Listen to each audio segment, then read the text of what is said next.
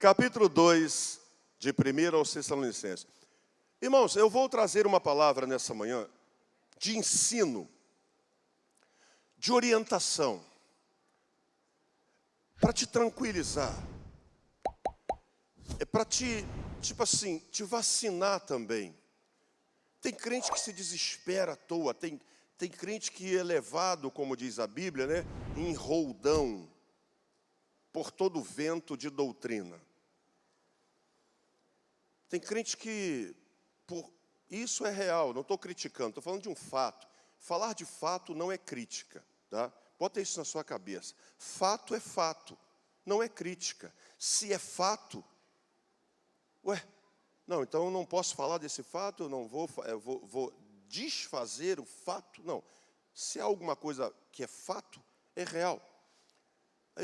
A falta de conhecimento ou de acompanhamento das Escrituras nos faz seguir em rotas diferentes, muitas vezes.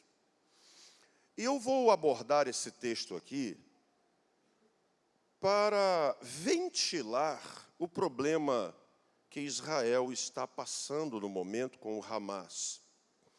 Eu não vou falar sobre história, sobre como surgiu o Hamas, se no hebraico, já aparecem aí vários vídeos no Facebook, né? Não, porque lá em Gênesis está escrito o Hamas, que não sei o que e tal.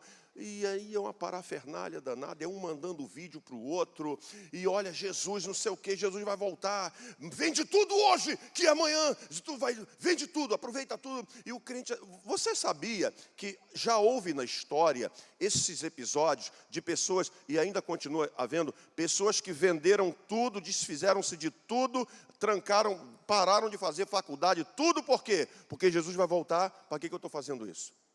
Quem já ouviu isso? Levante a mão. Está cheio de maluco, irmão, por aí. A pessoa para a vida, para tudo. Tipo assim, Jesus vai voltar em breve. Estou doando isso, estou doando esse meu carro, estou saindo da faculdade, comprei um cajado, uma roupa que eu mandei fazer aí, com um saco desse aí de arroz, e estou indo lá para cima do monte, vou viver lá, já mandei construir uma cabaninha lá e vou ficar lá. E aí, a gente vê isso de tempo em tempo voltando.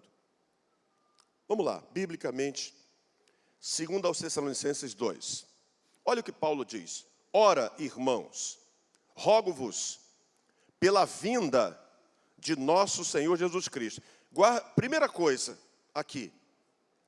Veja que a volta de Cristo, biblicamente, é um fato. Não interessa se você creia ou não. O fato de você não crer não desfaz um fato. Eu não creio, você tem toda a liberdade, mas é fato bíblico. Paulo registra, e não é só aqui, e não é só Paulo, Pedro também, e não é só Pedro e Paulo, João também em Apocalipse, e assim vai. Então, primeira coisa que Paulo já fixa aqui é o seguinte: rogo-vos pela vinda de nosso Senhor Jesus Cristo e pela nossa reunião com Ele. Segundo fato, Paulo diz, nós vamos com Ele. Ele vai voltar e nós vamos nos reunir com Ele. Isso é fato. Eu não acredito, problema seu, você tem liberdade, né? Acredite no que você quiser. A Xuxa crê que no jardim dela tem duende. E que ela conversa com os duendes e fadinhas. Ora, cada um crê no que quiser. Pelo menos você que crê, tem uma base escriturística, que é a Bíblia. Agora, você que crê que no teu jardim tem fadinha, qual é a tua base? Não, que eu fui participar de um simpósio, aí lá o palestrante falou que as fadas, os gnomos, os duendes, eles vivem nessas regiões. E lá no meu condomínio, na minha casa, tem um jardim. Então eu já vou lá para o jardim, eu começo a conversar com eles e falar com os duendes, com as fadinhas e tal. Ouviu isso onde? O cara falou na palestra lá que eu fui e tal. Não tem base nenhuma, essa é verdade, né? Então, eu estou dizendo aqui com base escriturística. E a Bíblia, se você nunca ouviu falar sobre isso, é documento. Se você nunca ouviu falar nisso, a Bíblia é documento. Por que ela é um documento? Porque ela registra nomes, períodos, locais, reinos, dinastias, terras, imperadores. Ela registra épocas. A arqueologia é uma ciência que, dia após dia, paulatinamente, só comprova a Bíblia. A arqueologia nunca viu um fato arqueológico tentando desfazer da Bíblia. Pelo contrário, cada achado arqueológico, você vê que vai confirmar o que está na Bíblia. Exemplo, já foram achados no fundo do Mar Vermelho rodas, tipo de charrete, de carruagem, foram encontrados. Você acha que isso é de onde? Dos carros de Faraó que entraram atrás do exército de Israel. E aí eu poderia falar de outros, mas o assunto aqui não vai tomar uma outra direção. Eu só estou querendo dizer para você que isso aqui é documento. Paulo foi o maior escritor do Novo Testamento. Escreveu 30% do Novo Testamento. 13 epístolas foram escritas pelo apóstolo Paulo. Foi conhecido na época. Paulo foi decapitado por Nero. Paulo conheceu Nero. Paulo conheceu Diocleciano. Paulo conheceu Domiciano. Paulo conheceu Festo. Paulo conheceu Agripa, Berenício, Procônsul, Sérgio Paulo. Todos esses nomes aí são históricos. Então você está diante de um documento histórico. Você pode descrer, se você quiser. Não, a Bíblia foi escrita por homens. Você queria que quem escrevesse? Um cachorro? Quem? Diga aí. Um anjo? Você quer uma Bíblia escrita por anjo, vai para o livro dos Mórmons. Se você não sabe, o livro dos Mórmons, segundo a teologia mórmon, foi escrita pelo anjo Moroni. Quem já estudou sobre isso sabe. Você pega lá o livro dos Mórmons, foi o anjo Moroni quem ditou tudo aquilo ali. Que anjo é esse? Onde é que encontraram esse anjo Moroni? Nunca nem vi, né? Nem na Bíblia com os 66, nem na Bíblia com os 76, 73 da católica, e nem nos livros apócrifos ou pseudepigráficos. Então isso aqui é documento. Paulo vem na sua narrativa. Aí no versículo 2, ele diz assim, então aqui você tem dois fatos. Cristo vai voltar e nós vamos nos reunir com Ele. Eu creio nisso. Isso é base da nossa fé. Agora mesmo, enquanto eu dava aula para os jovens, lá em cima, a pastora Roberta está aí? Está aí? Ali. A pastora Roberta me mandou um áudio de uma família enlutada e tal, por isso que eu falei, daqui eu saio, vou para lá, vamos para lá, é assim, a obra é assim. E há uma pessoa que vai ser sepultada hoje. Como essa pessoa que vai ser sepultada hoje, todos nós seremos um dia, se não alcançarmos em vida o arrebatamento da igreja. E é preciso estar preparado para esse dia. Porque depois que esse dia acontecer, biblicamente falando, não há mais nada a fazer. Porque aqui diz que depois da morte, segue-se o quê? O juízo, que já está decidido. Decidido pelo que você creu aqui, pelo que você viveu aqui. Jesus foi bem claro, ele diz, quem crê em mim, quem crê em mim. Aí isso aí foi escrito por homens, aí eu volto a ironizar. Que isso, eu queria que quem escrevesse isso aqui.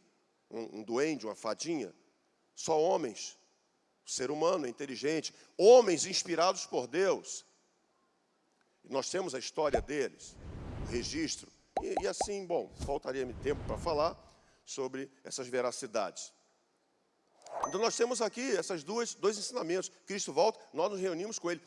Qualquer pessoa que passa para a eternidade já vai com essa garantia ou não. Pense, por exemplo, em você, hoje, sair daqui e ir lá para o aeroporto do Galeão, porque você quer pegar um voo internacional, entre nacional, entre nacionalidades, internacional, entre nacionalidades. Você não está pegando um voo doméstico. Com um voo doméstico, você só precisa da tua identidade. No voo internacional, você precisa de quê? Passaporte. E aí você, muitas vezes, dependendo do país que você vai, além do passaporte, você tem que ter o quê? Visto. E o visto, imagine você chegando ali, oi, para onde você está indo? Eu estou indo para os Estados Unidos, né, que é o mais conhecido aí de visto. Japão também exige visto e outros. Ok, passaporte. Aqui, você pode até embarcar. De repente, alguém aqui não vai olhar, não é da alçada deles. Você vai embarcar? Passaporte. Mas quando chega lá na imigração dos Estados Unidos, passaporte, tu entrega o passaporte. Eles vão olhar, visto. Você não tem visto? Você entra ou não entra? É difícil de entender isso, irmão? É difícil de entender isso? Não tem visto, não entra. Jesus diz, quem crê em mim, entra. Quem crê em mim, será salvo. E você continua com essa mentalidade. A Bíblia foi escrita por homens. Isso aí, Jesus disse, quem escreveu isso aí foi João. Quantos aqui já estudaram Sócrates? Leram os livros, alguns livros de Sócrates? Um dos mais famosos de Sócrates, Apologia de Sócrates. Leia a Apologia de Sócrates, fabuloso. Sócrates não escreveu uma linha. Sócrates nunca escreveu uma linha, como Jesus nunca escreveu uma linha. Sabe quem escreveu os livros de Sócrates? A vida de Sócrates, os episódios da vida de Sócrates? Seu discípulo, chamado Platão, que foi também mestre de Aristóteles, e Aristóteles foi mestre de Alexandre Magno, Alexandre o Grande. E por isso, eu não creio em nada que está registrado aí sobre Sócrates, a apologia de Sócrates. Sócrates não escreveu isso. Sim, quem escreveu foi Platão. Platão registrou a prisão de Sócrates, os motivos, o envenenamento dele por cicuta está registrado. Jesus falou, os evangelistas registraram o que Jesus falou. É difícil entender isso. Então, voltando à questão do passaporte, imagine você diante do guichê nos Estados Unidos, e aí, olha, você não tem visto para entrar aqui. Eu resolvo agora onde? Qual é o lugar que eu vou para resolver? Não, não é assim que funciona, não. Agora é tarde. Você vai ser deportado. Você tinha que ter resolvido o visto o quê? Antes. Quando você entra na eternidade, tu tinha que ter resolvido a situação antes. Antes, em vida. Em vida. Morto não crê. Quem crê é porque está vivo. Quem crê será salvo. Então aqui Paulo fala sobre essas duas realidades. Nós cremos na volta de Cristo e nós cremos que nós vamos nos reunir com Ele. Mas, continua. Que não vos movais facilmente do vosso entendimento. Não mude de posicionamento. Você conhece a Bíblia, continue com ela. É isso que Paulo está falando. Daí vem um ditado que diz, quem sabe mais, erra menos. Quem sabe mais, erra menos. E Jesus disse, errais, não conhecendo o quê? As Escrituras, nem o poder de Deus.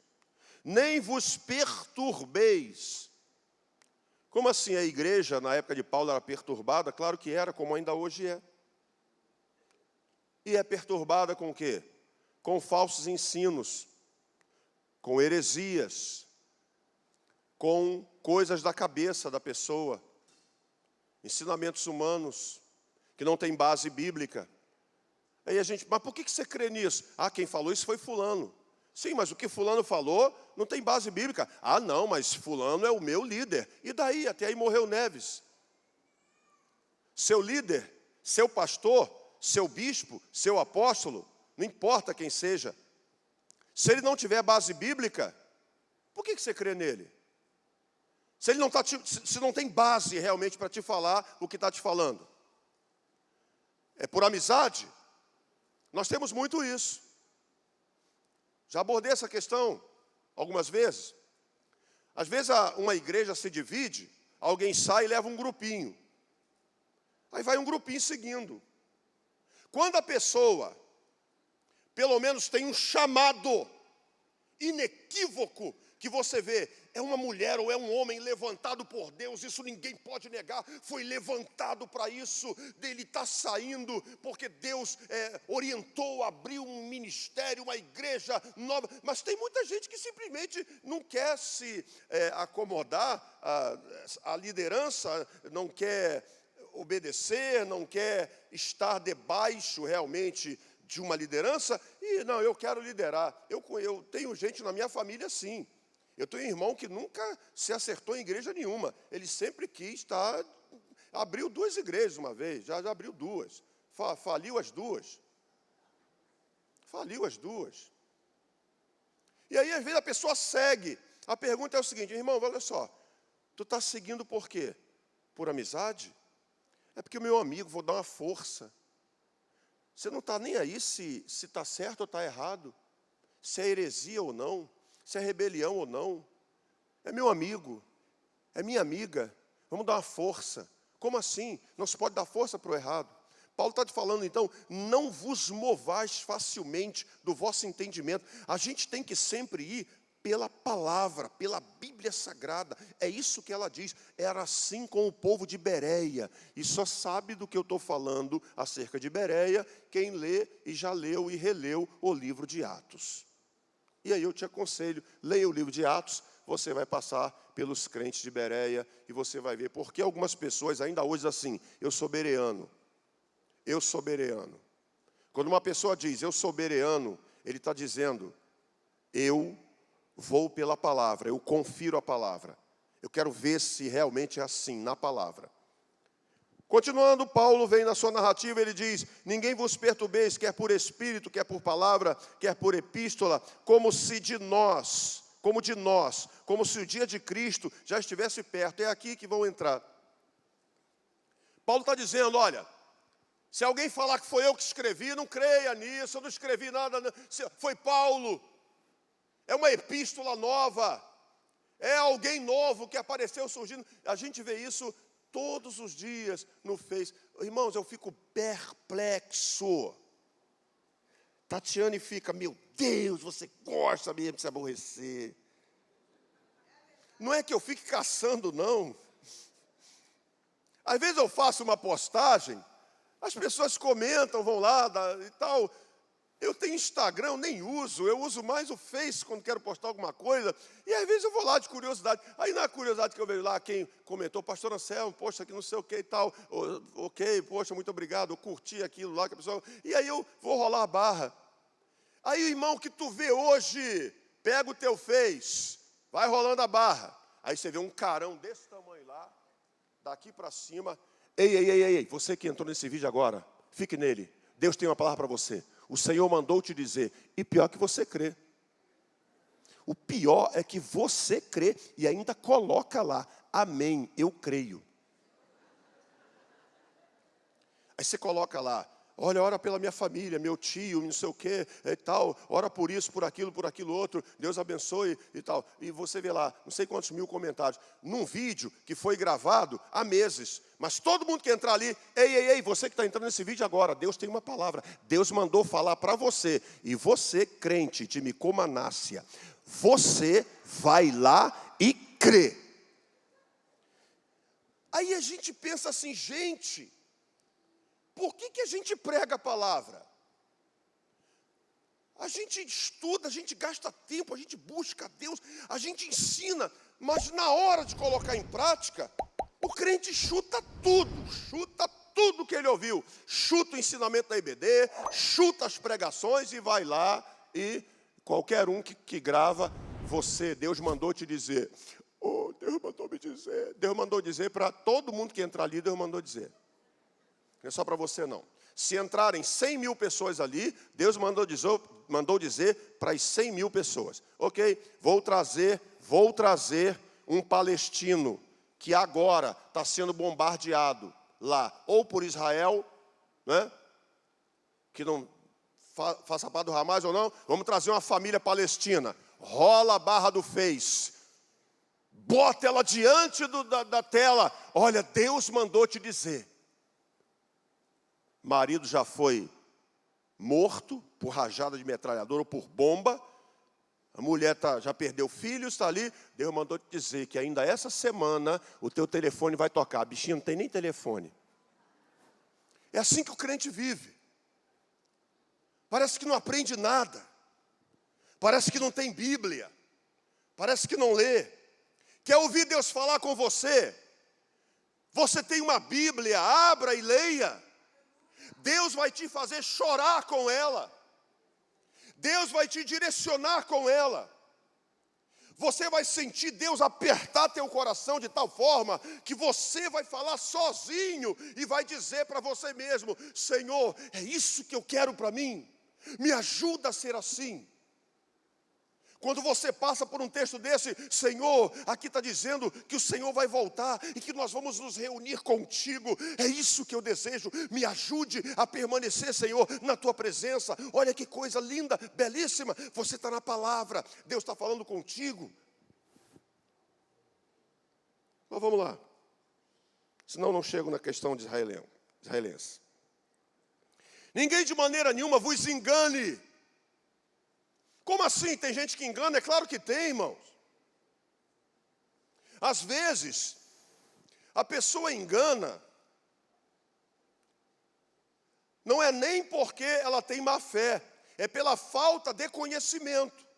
Exemplo, você já pode ter enganado alguém, sabia?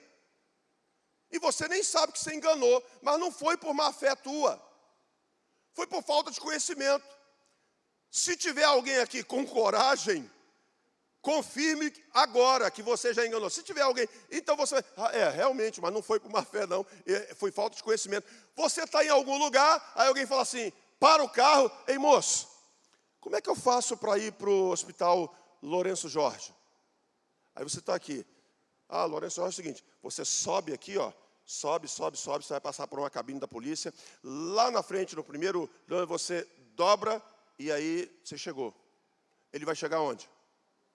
Cardoso Fontes. Tu mandou o cara para o lado errado, você enganou ele.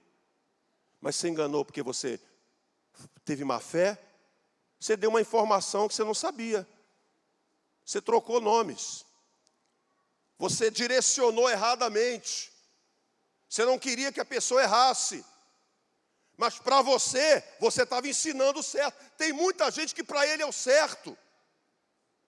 E ele está ensinando errado, porque para ele, na cabeça dele, a direção é aquela. E a pessoa vai chegar em um lugar que não era para ter chegado. Alguém aqui já deu alguma direção errada ou só eu?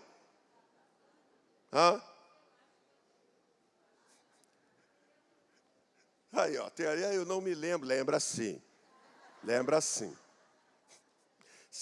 A pessoa queria ir para São Paulo, você mandou para Bahia. Aí, o pior é quando você fala assim, meu Deus, deixa eu sair daqui, se essa pessoa volta, vou atravessar a rua, vai que ela... E aí existem aqueles que desencaminham mesmo. Ele conhece o que diz a Bíblia, ele não crê no que diz a Bíblia, e ele ensina da forma como ele acha que é. Eu posso te provar isso, eu abro um leque aqui no meu celular, do que Paulo vai falar aqui, e aí abordo isso, continuo. Ninguém de maneira alguma vos engane, porque não será assim o quê? A vinda de nosso Senhor Jesus Cristo, sem que antes venha a apostasia. Há pessoas que pensam que apostatar da fé é se desviar. Não é isso, não. Não é se desviar, é consequência de uma apostasia, sim. Mas a pessoa se desviou, não quer dizer que ele é um apóstata. Tem muita gente desviada fora do Evangelho que não apostatou da fé. Ele continua desviado, mas com aquele pensamento, meu Deus, eu preciso voltar. Isso não é um apóstata, ele quer voltar, ele só não consegue. Talvez haja aqui pessoas assim. Você não é um apóstata. O apóstata é aquele que apostatou de tudo que cria. Ele não crê mais naquilo e ele ensina ao contrário. Exemplo, ele cria que Jesus voltaria. Ele sempre pregou que Jesus vai voltar. Ele ensinava que Jesus vai voltar. E o tempo passou, alguma coisa aconteceu, levou uma rasteira do inimigo. E hoje ele grava vídeos, ele prega, ele ensina. Jesus não vai voltar nada. O que é que acontece? É que o livro de Mateus é um livro histórico. Então, quando ele diz que virá nas nuvens, aí começa aquela parafernália. É porque existiu uma fábula, blá, blá, blá, blá, blá, blá. Então, Jesus não vai voltar. Estão te enganando. Esse é apostator da fé. Eu te mostro um vídeo de pessoas que eu conheço, que inclusive há 20 anos já pregaram aqui. Pessoas que antes estavam no Evangelho. Já pregaram aqui. Pelo menos uma vez, mas isso foi há mais de 20 anos, ou quase 20 anos, não vou dizer o nome. Conhecido meu, foi um dos meus professores, inclusive, no Seminário Teológico, IBP, lá em Benfica.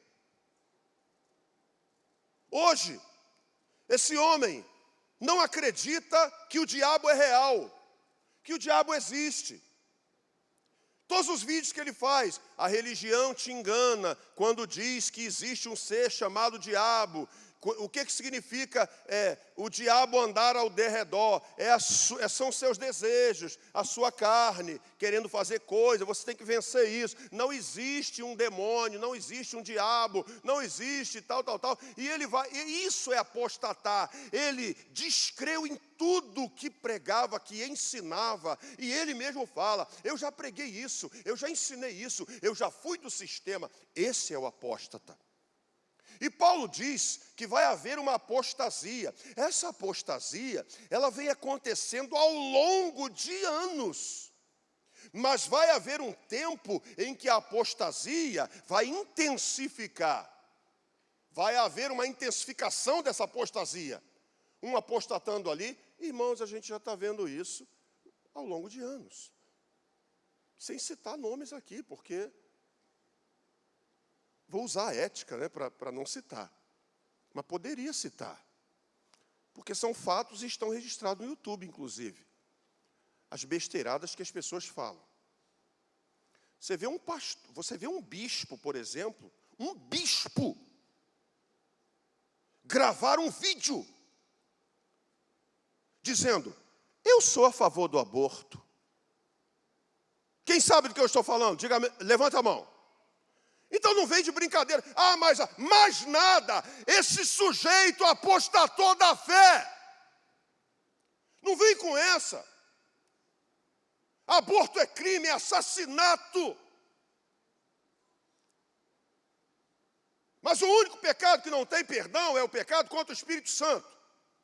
Se alguém aqui já fez um aborto, arrependa-se, Deus te perdoa. Mas não pense o contrário disso. Porque a lei de Deus é superior à lei dos homens. O Brasil pode até um dia aprovar o aborto. A Bíblia vai continuar desaprovando. E nós, servos do Senhor Jesus Cristo, comprado, lavado e remido do sangue do Cordeiro, a igreja que vai subir, vai continuar indo contra o aborto. Isso é apostatar da fé. Engraçado que, se toda pessoa a favor do aborto fosse abortada antes de nascer, muitos estariam vivos hoje. Eu duvido que quem é a favor do aborto gostaria de ter sido abortado. Gostaria ou não? Claro que não. Está feliz aí vivendo, né? Mas quer tirar a vida do outro. E o pior, até 7 semanas, pelo amor de Deus. Bom, seria outro tema. E o Hamas? Calma, eu já vou encerrar. Ixi, meu Deus do céu. Igreja pequena. Aí Paulo continua dizendo: antes que venha a apostasia e se manifeste o filho do pecado, o filho da perdição. Quem é esse filho do pecado e o filho da perdição? É um personagem chamado de Anticristo, que é outro assunto que se pode ser pregado aqui com mais tempo. Não vou abordá-lo agora. O Anticristo será um homem normal, um homem de carne e osso como eu e você, que entregará, e não é um homem qualquer não, é um homem com autoridade. O Anticristo terá de ser um grande presidente, um imperador, um rei, um primeiro-ministro, um monarca. Não é, fulano é o anticristo. Não, calma, não é assim não. Vai ter que ser uma pessoa em iminência. Uma pessoa com credibilidade mundial. E Satanás vai oferecer a esse homem poder, riqueza, glória. Está escrito lá em Apocalipse 13. E o que Satanás vai querer desse homem? Apenas o nome dele, o cargo político dele, porque o anticristo vai ser um líder político, para que Satanás, através desse homem, possa fazer o que ele tem que fazer e que já está profetizado na Bíblia. Aí vem o conhecimento daquilo que está profetizado. Então Paulo está dizendo, calma, não vai ser assim não. Primeiro vai ter uma apostasia em grande escala. Segundo, vai aparecer um homem chamado Anticristo, vai aparecer o filho da perdição, e ele diz, o qual se levanta, isso vai acontecer, o qual se levanta contra tudo que se chama Deus, contra qualquer um que professe o nome de Deus, que crê em Deus, ou se adora. Olha o leque que se abre. Não importa se você adora Buda, Maomé, Confúcio. Não importa a religião nessa época aqui. Paulo está dizendo, esse homem vai se levantar contra tudo que se chama Deus e tudo que se adora. Porque ele, Apocalipse 13, ele vai querer adoração somente para si. Aí a escatologia vai entrar nisso. Por isso, irmãos, eu digo, é importante a igreja conhecer a palavra. Nós que pregamos, nós que ensinamos, temos essa responsabilidade. Não é só nossa, você precisa estudar, você precisa conhecer a Bíblia. Mas nós que temos oportunidade aqui, temos que levar você a ter essa fome, meu Deus, eu quero saber mais disso, eu gostei, gente, eu vou pesquisar, gente, eu não sabia disso, pronto, consegui despertar em você um interesse maior. Eu já, uma certa vez, a Márcia, cadê a Márcia? Márcia, que mora aqui no... Como é que é o nome dela? Márcia Almeida, não? A Márcia. Que morava aqui na Tirol. Hã? Márcia Andrade, cadê a Márcia Andrade? Está aí? Tá não. Uma vez eu desci aqui do púlpito, e não é a primeira vez, a Márcia chegou para mim ali, com o esposo, pastor, depois de ouvir essa palavra, hoje, pastor, eu estou decidindo, eu vou entrar para o seminário, eu vou estudar, e está nele até hoje. É isso. É levar o conhecimento para a igreja, para você entender, porque é a palavra que vai te arraigar, a palavra vai te plantar, irmão. Eu quero ver um crente arraigado na palavra ser derrubado. Porque o crente arraigado na palavra, ele tem raízes. Ele não está por circunstâncias, se o problemazinho dele foi resolvido ou não. Ele tem raiz, ele é igual uma vara de bambu. O vento vem, ele vai até embaixo, fica torto lá. Mas daqui a pouco, lentamente, o vento passa, vai, tá de novo. Esse é o crente. É o que a gente procura fazer aqui. Então esse homem, esse anticristo vai surgir. Continua, Paulo diz, querendo, e ele vai se assentar no templo de Deus, querendo parecer Deus. Isso é o terceiro templo que vai ser reconstruído em Israel. E aí, se eu falar sobre isso, eu vou levar muito tempo aqui. O primeiro templo, Salomão construiu, foi destruído pelo rei Nabucodonosor, em 2 Reis 25. O segundo templo, Esdras, com a ajuda de Zorobabel, e na época da profecia de Ageu, reconstruíram o segundo templo. O general Tito, no ano 70 depois de Cristo, destruiu o segundo templo. Cumprindo a profecia de Jesus, não ficará aqui pedra sobre pedra. E existe a profecia que está aqui. Paulo escreveu isso aqui depois da destruição, ou mesmo que possa ter sido antes, porque o primeiro evangelho foi escrito, e certamente isso aqui depois, o primeiro evangelho foi o de Marcos, foi escrito 60 anos depois de Cristo. O templo foi destruído no ano 70. Paulo escreveu aqui, ele diz que o anticristo vai se assentar no templo de Deus. Esse é o terceiro templo, que já há planos, há décadas, de ser levantado em Israel. Então, para onde eu quero que você entenda? Que a Bíblia ela vem se cumprindo ao longo do tempo. Não é assim. Aí veja, meu Deus, o Hamas está atacando Israel, Jesus vai voltar. Aí o crente acorda, parece que ele é isso, Jesus vai voltar. Vamos gravar vídeo. Aí tu vai lá, olha, Jesus, quando o Hamas atingiu, isso cumpriu não sei o quê, e o crente fica zuretado. E ele reencaminha, e manda, remanda, envia, e ele manda para um, manda para outro, ele não entende nada, mas ele gostou daquilo ali, ele manda, e fica uma turma de crente mandando coisa um para o outro, e olha, meu Deus. Aí eu vou te falar o seguinte, o que Israel está passando agora, tem a ver com a Bíblia? Claro que tem. O ódio contra Israel é bíblico. Israel é um estado menor, é uma nação menor do que o nosso estado de Sergipe. Olha Sergipe no mapa, Israel é um pouco menor do que Sergipe. Mas Israel tem a melhor polícia secreta do globo terrestre, que é o Mossad. Nem a CIA, nem a Interpol tem o status do Mossad.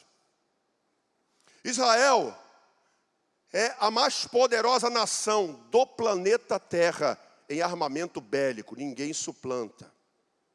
Israel tem os melhores pilotos caças do mundo. Israel é ponta em medicina. E sabe quantos anos tem o Estado de Israel, a nação de Israel? Conta aí, de 1948 para cá. 70 e poucos anos. Como que uma nação em 70 e poucos anos chega a esse status? Ninguém consegue derrubar, ninguém consegue riscar. Sabe por quê? Feliz a nação cujo Deus é o Senhor. Deus está com as mãos sobre Israel. E onde começou isso? Começou em Gênesis 12. Aí é que você vê, rapaz, esse livro aqui, ninguém vai me meter caraminhola na cabeça, não. Eu creio nele.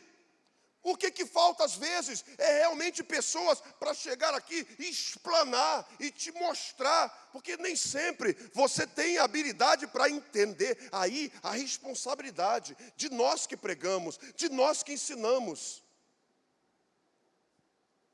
Estudar para passar para a igreja.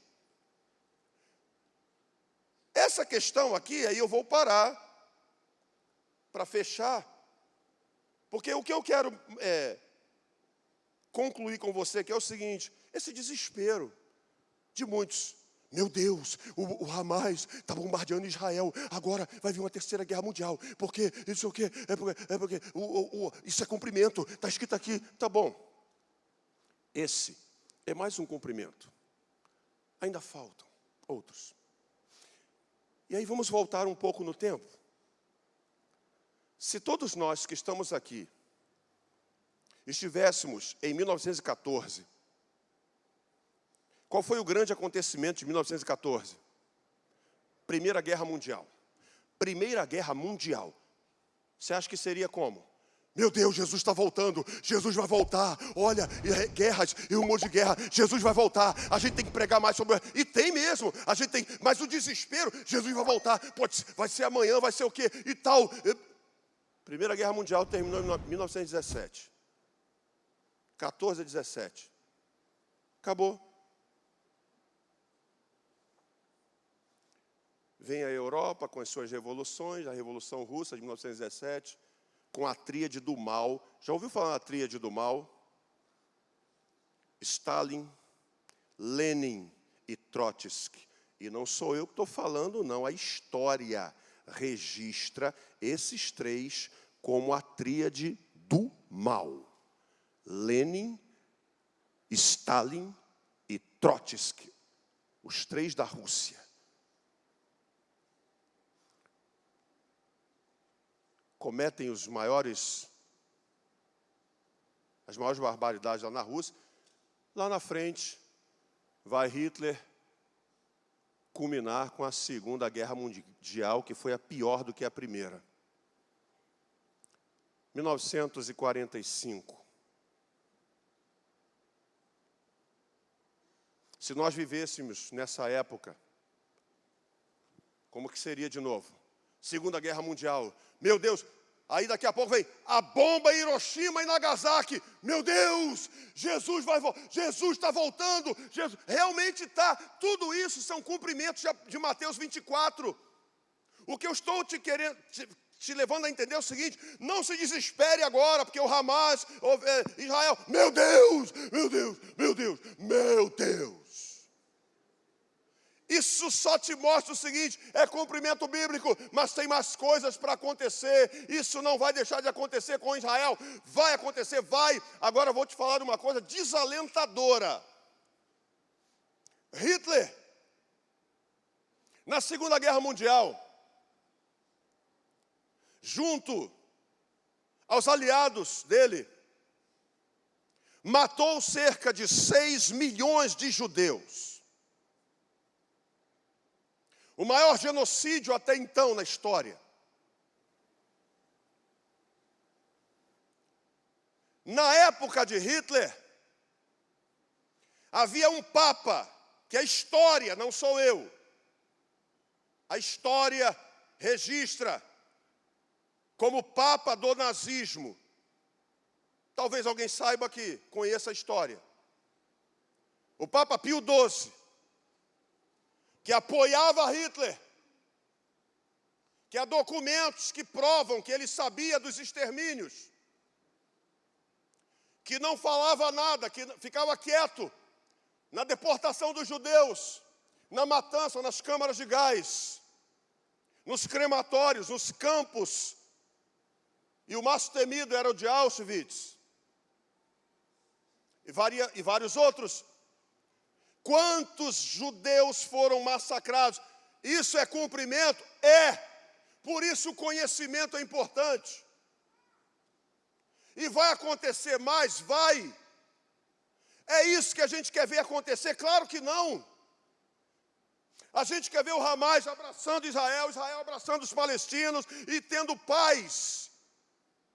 Mas Jesus já falou em Mateus 24, guerras e rumores de guerra, nação contra nação, pai contra filho. E aí você vê a credibilidade da palavra e vai se fortalecendo. Eu não arredo o pé da presença de Deus nunca mais. Eu não saio do evangelho, eu não me desvio. Aconteça o que acontecer, eu sei que é real, eu sei que é verdade. Um dia quando eu partir, eu quero estar com Ele. Eu sei que é real, porque você agora está vendo o cumprimento disso. E quando é que se cumpre?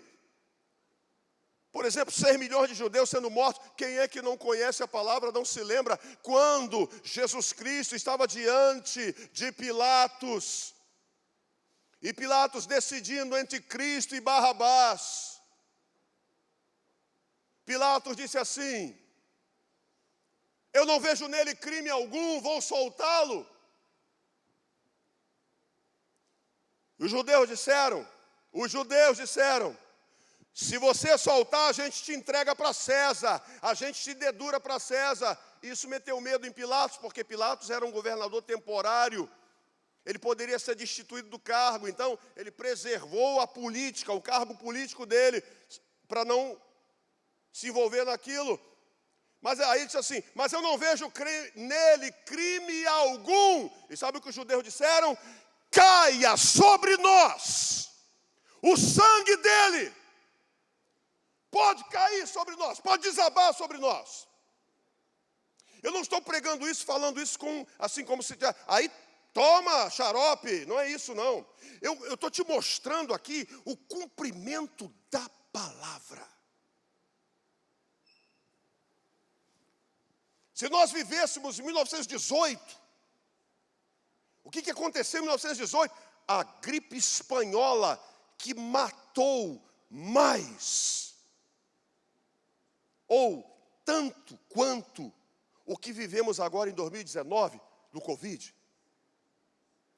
E se nós vivêssemos na época da peste negra, da peste bubônica, que dizimou populações inteiras, estaríamos então no mesmo episódio. Meu Deus, Jesus está voltando. Olha aí a peste bubônica, olha aí a AIDS, olha aí. Tudo isso, irmãos, entenda, é cumprimento da palavra. Você crê no Deus da palavra. O que acontece hoje em nossos dias é cumprimento da palavra. Você vê como é que está a sociedade hoje. O certo está virando errado. A gente está vivendo dias que você que tem família, sabe como é que está perigoso esse negócio. Imagine, você manda a tua filha para a escola, daqui a pouco tem lá o banheiro que pode entrar a tua filha e o outro marmanjo, filho da outra, e entra todo mundo junto. Irmão, como é que em sã consciência alguém pode achar isso normal? É normal? Não, claro que não é. Mas tudo bem, quem aceita. Só que está escrito. Nos últimos dias. Olha, eu não vou ler, mas leia você. 1 Timóteo 4, 1. E 2 Timóteo 4, 1 em diante. Leia, 1 Timóteo 4, 2 Timóteo 4. Nos últimos dias virão homens amantes de si mesmos, profanos, soberbos, desobedientes a pai e mãe, desobedientes nos contratos, irreconciliáveis, detratores. Você vê como é que a sociedade está seguindo para lá.